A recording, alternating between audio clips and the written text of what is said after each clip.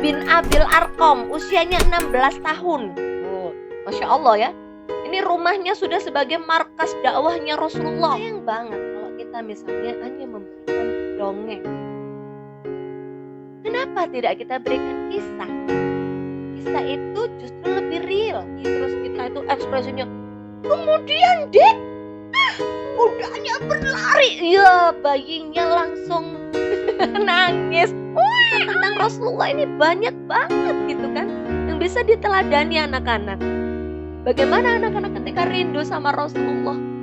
Ya, anak-anak kalau rindu sama Rasulullah, cinta sama Rasulullah, kalau ada yang menjelekkan Rasulullah, dia akan maju pertama kali.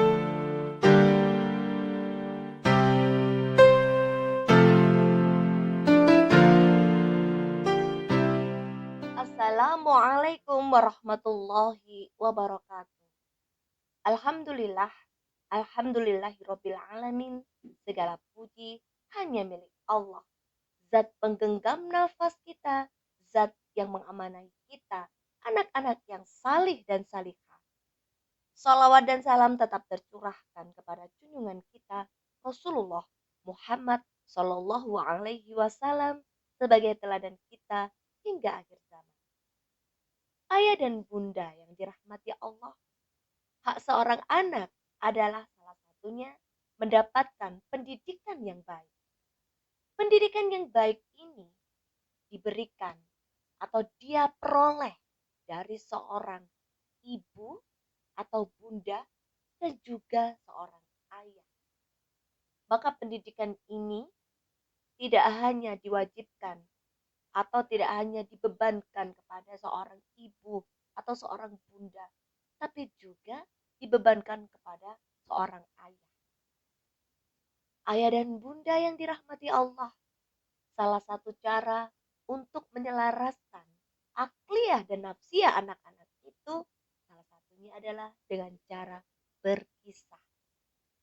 Kita semuanya tahu bahwa Al-Quran isinya ini adalah didominasi oleh kisah-kisah. Kisah-kisah orang-orang terdahulu, kisah-kisah para nabi dan rasul, kisah-kisah para orang-orang solih. Di dalamnya Al-Quran itu adalah kisah-kisah. Maka mengapa kita tidak berkisah? Allah sendiri mengajarkan kepada kita bahwa yang disampaikannya ini loh kisah. Jadi kita mestinya juga harus mencontoh. Kita harus mengambil ibroh dari kisah-kisah yang sudah dituturkan dalam Al-Quran sebagai petunjuk kita. Ayah dan bunda yang dirahmati Allah, maka seorang ayah atau seorang ibu, seorang bunda, itu mestinya harus meluangkan waktu untuk berkisah kepada anak. Lalu apa ya manfaat berkisah itu untuk anak-anak bunda? Dengan berkisah kita bisa menanamkan akidah kepada anak-anak. Kita ingat kisah tentang Ibrahim, Nabi Ibrahim, bapak para nabi.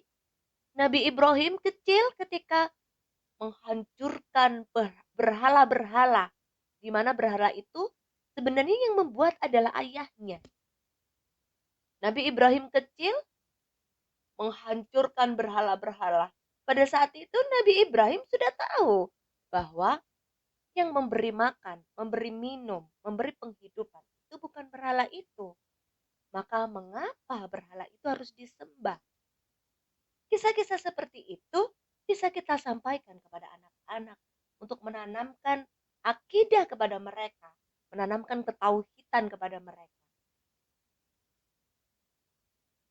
Kisah bisa membentuk kepribadian anak. Kita bisa mengambil sebuah kisah tentang gadis yang jujur penjual susu. Bagaimana dalam kisah itu disebutkan pada saat itu di lingkungannya orang-orang penjual susu itu mencampur susu yang dijualnya dengan air.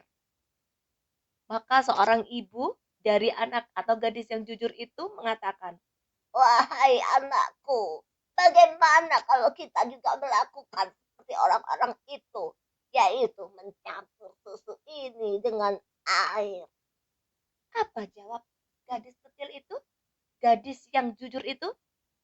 Gadis jujur itu pun menjawab, "Wahai ibu, khalifah memang tidak melihat kita. Orang-orang yang membeli tidak melihat kita. Susu kita sudah dicampur oleh air. Tapi ada yang maha melihat, wahai ibu, yaitu Allah. Allah melihat apa yang kita lakukan." Masya Allah ya.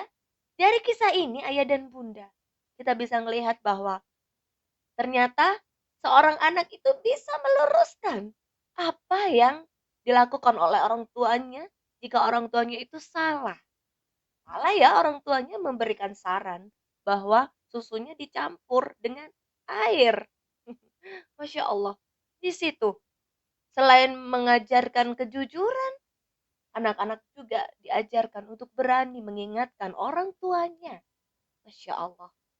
Ini bisa kita sampaikan kepada anak-anak. Bunda yang dirahmati Allah, dengan berkisah, anak-anak secara otomatis sering mendengarkan apa yang kita sampaikan. Jadi, kosakata mereka juga banyak. Seperti kita yang sering mendengarkan atau melihat gitu ya, menonton para penceramah yang ada di YouTube mungkin begitu ya. Itu kita akan bertambah kosakata kita. Tadinya kita nggak tahu apa itu insecure. Jadi kita tahu, oh ternyata insecure ini begini-begini. Sama dengan anak-anak. Ketika anak-anak mendengarkan kisah, maka bahasa mereka itu bertambah. Bukan hanya itu, pada saat kita berkisah, anak-anak pasti akan memberikan pertanyaan kepada kita. Disitulah kecerdasan bahasa mereka itu dilejitkan, yaitu dengan mendengar kisah. Dan ketika ada orang yang berkisah atau orang tuanya berkisah, dia bertanya. Dia melakukan feedback. Atau mungkin ketika kita selesai berkisah, kita bisa menanyakan kepada anak-anak. Gimana dek tadi ceritanya mama? Senang kan? Oh, mama pengen tahu nih. Tadi adik mendengarkan Nabi Musa ya dan Nabi Khidir. Gimana nih ceritanya? Tolong dong mama diceritain lagi. Nah, anak-anak yang moodnya masih terbangun karena habis diceritain sama mamanya, dia akan menjawab, "Iya, Ma, Nabi Musa itu baik ya, apalagi Nabi Khidir." Dia cerita seperti itu. Ayah dan bunda yang dirahmati Allah. Maka ketika kita melihat bagaimana anak-anak kita itu bahasanya semakin bertambah, semakin lancar, semakin mendekatkan diri kita kepada anak-anak, anak-anak juga semakin dekat dengan kita karena kita meluangkan waktu untuk berkisah. Ayah dan bunda, dengan kisah, anak-anak juga bisa berimajinasi yang tinggi. Panjenengan bisa menceritakan tentang kisah Al-Fatih penakluk Konstantinopel. Tahu kan, Ge? Kalau belum tahu, ayah dan bunda diwajibkan untuk banyak baca. Baca-baca tentang siroh-siroh, tentang kisah-kisah terdahulu, begitu nggak ayah dan bunda? Nah, kisah tentang Al-Fatih penakluk Konstantinopel ini bisa kita lihat bagaimana Al-Fatih menggerakkan pasukannya yang saat itu ada di bukit gunung mungkin ya, di mana kapal-kapal besar itu tidak berlayar di laut tapi berlayarnya di atas bukit dengan memberi minyak-minyak begitu ya. Masya Allah. Dengan begitu anak-anak itu berimajinasi. Wow, Masya Allah. Di dalam benaknya akan tergambar bagaimana sosok Al-Fatih itu begitu tegarnya, begitu tangguhnya memimpin pasukannya di usia 22 tahun. Anak-anak usia 22 tahun hari ini bisa apa, Bunda? Beda ketika Islam memimpin saat itu ya. Ketika Islam memimpin, Masya Allah. Anak-anak itu geraknya adalah apa? Untuk Allah gitu kan. Sama seperti Al-Fatih itu. Al-Fatih 22 tahun sudah bisa memimpin, ya. 22 sampai 23 tahun. Beliau bisa menaklukkan Konstantinopel. Ini kalau nggak dikisahkan atau nggak diceritakan kepada anak-anak kita nggak tahu. Anak-anak kita nggak akan paham siapa Al-Fatih, penakluk Konstantinopel. Jujur saja, apakah kita tahu? Saya aja baru tua-tua ini tahu bahwa Al-Fatih itu menaklukkan Konstantinopel. Kalau zaman dulu kita taunya apa ya, Bun? Mungkin bukan kisah ya, tapi dongeng ya. Dan Buddha yang dirahmati Allah. Kalau dulu masa kecil saya itu setiap mau tidur selalu menagih kepada bapak. Duh, bapak, bukan ibu. Ya, bapak saya. Jadi makanya saya sampaikan bahwa di sini yang berkisah itu sebaiknya bukan hanya bunda atau ibu, tapi juga bapak.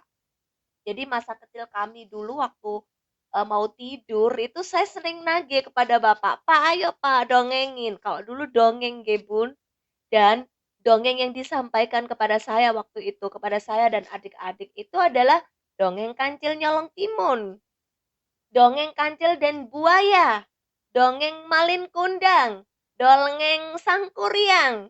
Itu diulang-ulang oleh bapak saya. Apa yang di apa yang didapatkan pada saat itu? Yang didapatkan pada saat itu ketika sering distimulasi dengan cerita-cerita maka imajinasinya begitu tinggi. Nah, itu. Tapi begini, Bun. Sayang banget kalau kita misalnya hanya memberikan dongeng. Kenapa tidak kita berikan kisah? Kisah itu justru lebih real. Kenapa mboten? Misalnya nih ketika kita berkisah tentang Nabi Nuh dan kapal. Kisah itu lebih real kepada anak-anak, gitu kan. Maksudnya sudah pernah terjadi. Dan keteladanan itu ada orangnya, gitu kan. Nah, dengan berkisah, kita itu bisa membalikkan, mengarahkan. Misalnya anak-anak kita ini, hari ini mengidolakan mereka yang di luar sana. Yang kita nggak tahu kejelasannya. Anak-anak remaja kita ini karena seringnya mereka menonton TV, karena seringnya melihat gadget, setiap hari pegang gadget terus begitu ya. Dan yang dilihat itu adalah siapa? Adalah orang-orang yang ada di drama Korea. Maka jangan disalahkan kalau mereka itu mengidola artis-artis yang ada di Korea. Padahal kita tahu apakah artis-artis yang diidolakan itu muslim? Enggak. Bisa jadi anak-anak itu teracuni apa yang mereka bawa. Ayah dan bunda yang dirahmati Allah. Dengan berkisah, kita juga menanamkan keteladanan kepada anak-anak dengan memberikan contoh sosok yang pernah ada. Contoh ketika kita berkisah tentang Bilal bin Robah. Bagaimana Bilal itu, Masya Allah. Tahu Bilal nggak, Bun? Bilal adalah muazzinnya Rasulullah yang begitu mencintai Nabi Muhammad, mencintai Rasulullah itu dengan sungguh-sungguh. Bilal ini bukan orang yang putih, ganteng, gagah begitu ya. Bilal ini adalah mantan budak. Badannya sudah hitam, ya. Tapi ternyata Allah nggak melihat itu. Allah itu melihat ketakwaan hambanya. Beliau gigih banget, ya. Beliau gigih banget untuk mengatakan ahad, ahad, ahad. Ketika ada batu panas diletakkan di dadanya. Masya Allah, cerita-cerita seperti ini bisa disampaikan kepada anak-anak. Sampaikan kepada mereka bahwa, nah, Allah itu nggak pernah ngelihat rupa kita. Kita mau putih, mau hitam, mau merah, mau hijau, Allah itu nggak ngelihat. Karena itu kodok, itu nggak akan dihisap nanti di hadapan Allah. Yang dihisap itu nanti itu adalah bagaimana upaya kita untuk bertakwa begitu ya. Seperti Bilal bin Rabah. Bilal itu hitam, budak hitam, tapi beliau itu gigih ya. Tauhidnya Masya Allah gitu ya. Akidahnya luar biasa. Ayah dan bunda yang dirahmati Allah, ketika kita berkisah kepada anak-anak, maka kedekatan antara ayah, bunda, anak itu semakin erat. Nggih napa mboten? Nggih.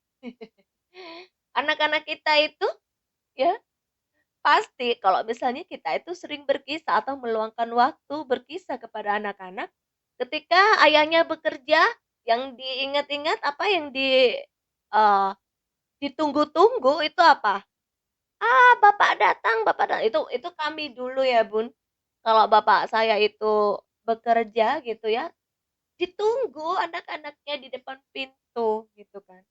Kenapa? Anak-anaknya udah rindu dengan cerita gitu kan. Waktu itu bukan kisah ya, tapi dongeng gitu kan. Dongeng aja ditunggu ya sama ini ya, sama anak-anaknya ya. Bagaimana kalau kita itu menyampaikan kisah? Masya Allah gitu kan. Ada eh, ada figur-figur yang real yang dikisahkan. Kalau seperti itu, anak-anak itu terjalin sosial emosionalnya dengan orang tua. Dan anak-anak kalau sudah dekat sama orang tua, kita mau ngomong apa aja itu anak-anak dengar, Bun. Dengar. Kalau misalnya anak-anak itu nggak sering dikasih apa, diberi jembatan untuk mendekatkan diri, itu ibaratnya telinga anak-anak itu ada gumpalan yang ketika orang tua ngomong itu nggak tembus. Ayah dan bunda yang dirahmati Allah, selain bahasa anak-anak itu semakin bertambah, kemudian kedekatan kita semakin erat dengan anak-anak, imajinasinya dia juga semakin tinggi. Berkisah itu juga bisa menumbuhkan minat baca anak-anak. Bagaimana bisa? Bisa.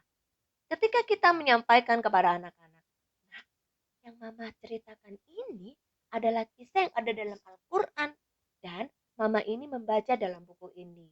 Nanti kalau mama sedang masak atau mama sedang cuci baju, adik sama kakak boleh membaca buku ini supaya nanti lebih banyak lagi kisah yang adik sama kakak tahu.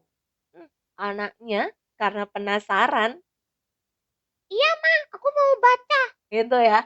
Jadi minat baca itu semakin tinggi. Sama bun, dulu waktu saya masih SD, saya masih ingat banget.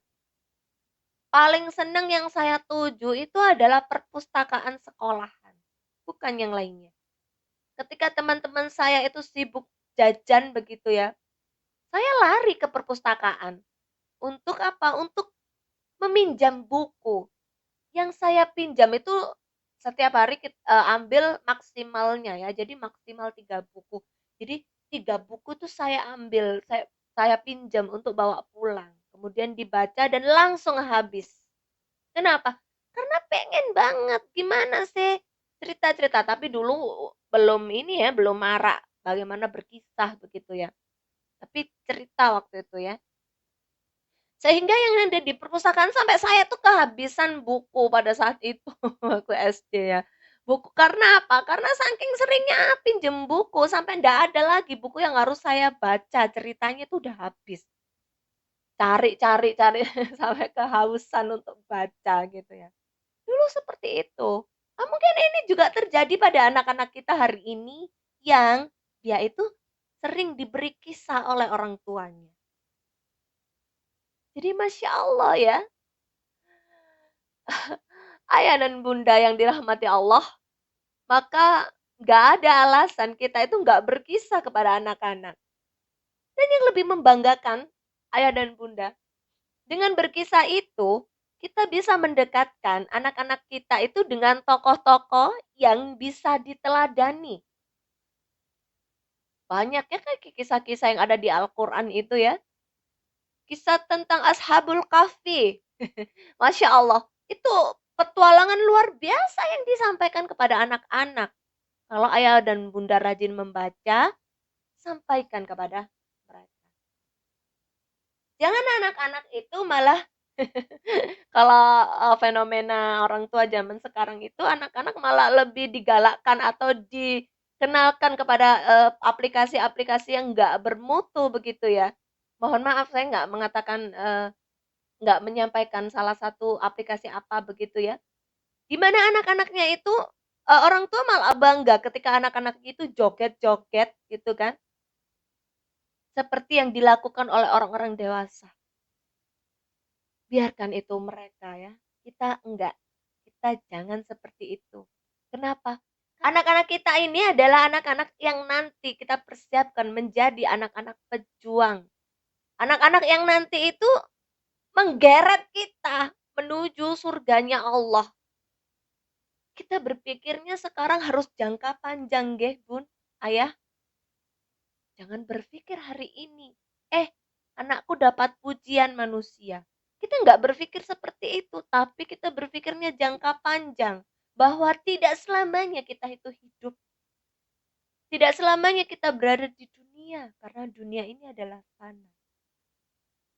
Tempat pulang kita, kampung kekal, kampung yang membuat kita harus berpikir keras bagaimana caranya kita ke sana. Kampung kita yang kekal itu adalah di akhirat. Allah nanti menempatkan kita pada surga atau neraka. Itu bergantung bagaimana hari ini kita melakukannya, mengusahakannya. Jika ada pilihan surga atau neraka, bunda dan ayah memilih apa? Memilih surga semua ya. Maka kalau memilih surga, kita harus mempersiapkan dari hari ini. Terutama mempersiapkan anak-anak kita. Supaya kalau misalnya kita ini yang sudah tua terlalu banyak dosanya begitu ya. Anak-anak kita ini yang nanti bisa menyeret kita menuju ke surga Allah. Ayah dan bunda yang dirahmati Allah. Dengan berkisah ini, sudah saya sampaikan tadi bahwa dengan berkisah anak-anak itu bisa lebih dekat dengan tokoh-tokoh yang non-fiktif. Kita bisa menyampaikan kepada anak-anak tentang kisah Mus'ab bin Umair. Sehingga keteguhan Mus'ab bin Umair ini sudah mendarah daging pada diri anak-anak. Anak-anak begitu bangga dengan sosok Mus'ab bin Umair. Siapa itu? Mus'ab bin Umair, sang duta yang ada di Madinah. Duta pertama ya yang diperintahkan oleh Rasulullah berdakwah ke Madinah. Anak-anak bisa mengambil ibroh dari kisah itu. Dia semakin cinta kepada Hamzah, misalnya ya, si singa padang pasir. Bun, dulu waktu pertama kali saya umroh itu kan lihat makam pahlawan yang ada di Uhud ya. Waktu itu kita kan ke Jabal Uhud. Masya Allah bun, saya nangisnya nggak seperti peziarah yang lain. Saya tuh nangis sampai kayak meraung gitu nangis. Kenapa? Itu karena kisah gitu ya. Karena saat itu para idola-idola saya itu wafat di situ begitu loh ya. Salah satunya adalah Mus'ab bin Umair tadi. Saya waktu itu mengidola banget yang namanya Mus'ab bin Umair. Jadi terasa nyuwesek di dada gitu loh. Berasa bahwa kita itu hidup ribuan tahun yang lalu bersama Mus'ab bin Umair. Apalagi ngelihat kuburan atau makam beliau. Nah, ini yang harusnya disampaikan kepada anak-anak. Jadi anak-anak itu deket banget gitu ya, ada kerinduan. Apalagi ketika anak-anak itu rindu dan cinta banget kepada Rasulullah Muhammad Shallallahu Alaihi Wasallam. Kisah tentang Rasulullah ini banyak banget gitu kan, yang bisa diteladani anak-anak. Bagaimana anak-anak ketika rindu sama Rasulullah? Ya, anak-anak kalau rindu sama Rasulullah, cinta sama Rasulullah, kalau ada yang menjelekkan Rasulullah, dia akan maju pertama kali. Ya, dengan berkisah ini, anak-anak bisa dekat dengan figur para teladan yang dikisahkan dalam Al-Quran, yang dikisahkan dalam hadis-hadis Rasulullah. Maka, masihkah kita menunda untuk berkisah?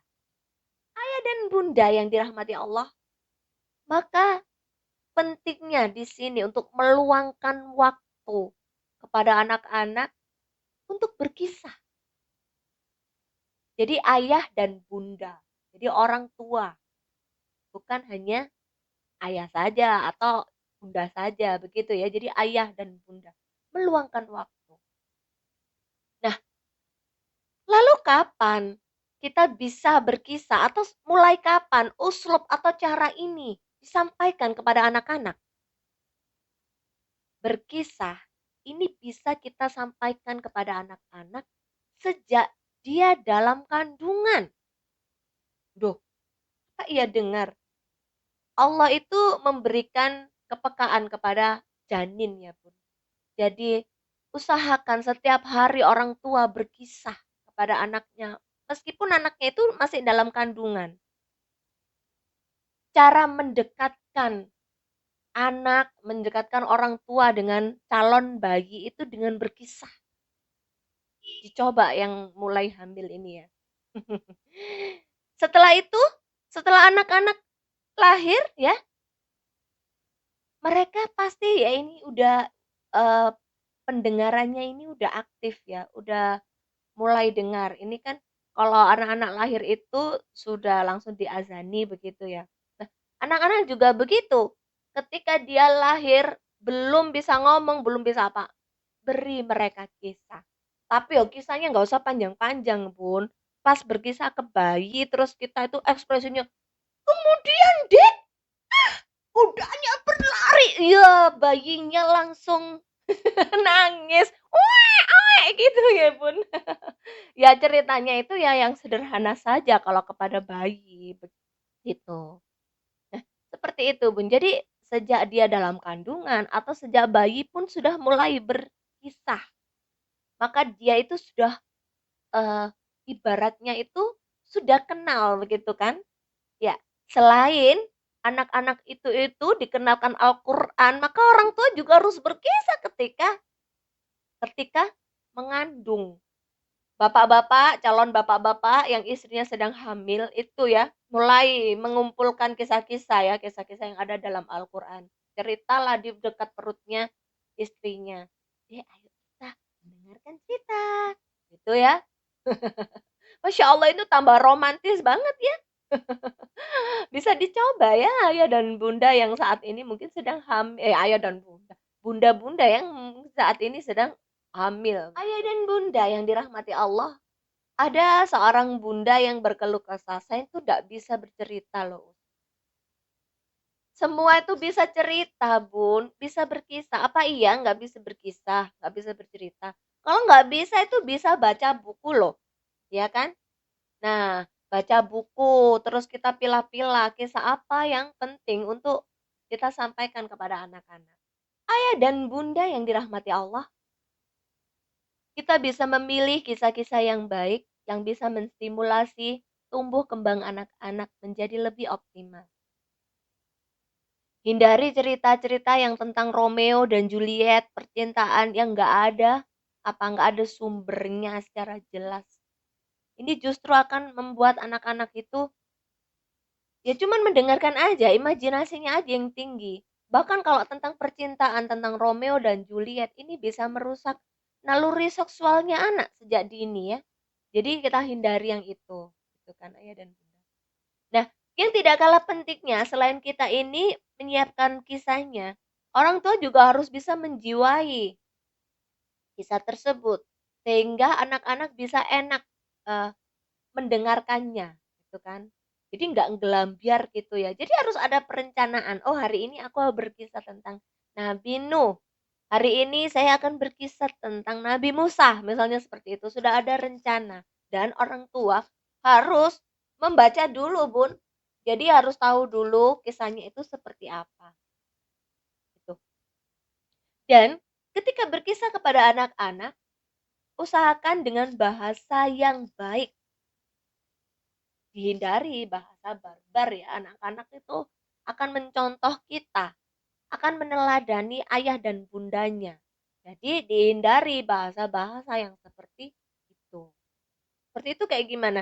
Ya yang kasar-kasar gitu jangan diberikan kepada anak-anak karena mereka mencontoh kita. Ayah dan bunda yang dirahmati Allah, seperti yang saya sampaikan tadi bahwa bapak saya dulu waktu masih kecil saya dan adik-adik itu tuh sukanya bercerita, ya itu gitu loh, diulang-ulang sampai melekat di kepala.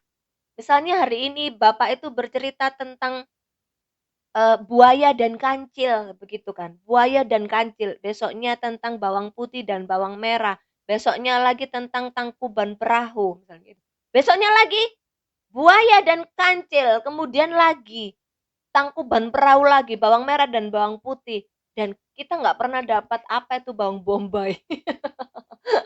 Nggak. Jadi gini Bun, cerita itu diulang-ulang-ulang. Nah ini bisa ya kita sampaikan kepada anak-anak itu, kita ulang cerita-cerita yang pernah kita berikan kepada anak-anak. Anak-anak itu nggak ada bosennya ya, malah seneng, "Ya ya itu aja Ma, itu aja," kayak gitu ya. Mmm. Nah, eee, kita bisa bercerita misalnya nih, hari ini kita bercerita tentang Zaid bin Sabit, seorang pemuda 13 tahun, penulis wahyu dalam 17 malam, tuh ya, hari ini kita berkisah tentang itu. Besoknya kita berkisah tentang Al-Arqam bin Abil Arqam, usianya 16 tahun. Oh, Masya Allah ya. Ini rumahnya sudah sebagai markas dakwahnya Rasulullah, gitu kan. Wih, Masya Allah, kita bisa mengenalkan kepada anak-anak tentang sosok-sosok yang masih muda-muda, belia banyak loh ini ya. Kalau saya, kumpulkan ini ada Sa'ad bin Abi Waqqas, itu usia 17 tahun. Itu adalah yang pertama kali melontarkan anak panah di jalan Allah. Wah, termasuk dari 6 orang Ahlus Syura.